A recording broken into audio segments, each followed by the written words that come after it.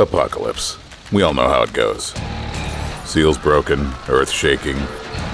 But the gang needs to keep up with the times. Pestilence used to spread diseases. Now as a movie star, he spreads mindless entertainment. War ditched the rusty sword and heavily invested in the military-industrial complex.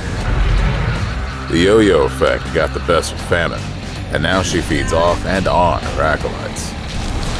Death did keep the beard, but swapped his white horse for mountains of deadly white powder. And me? I'm just an angel who will stop them dead. Just never thought that a demon would be helping me out.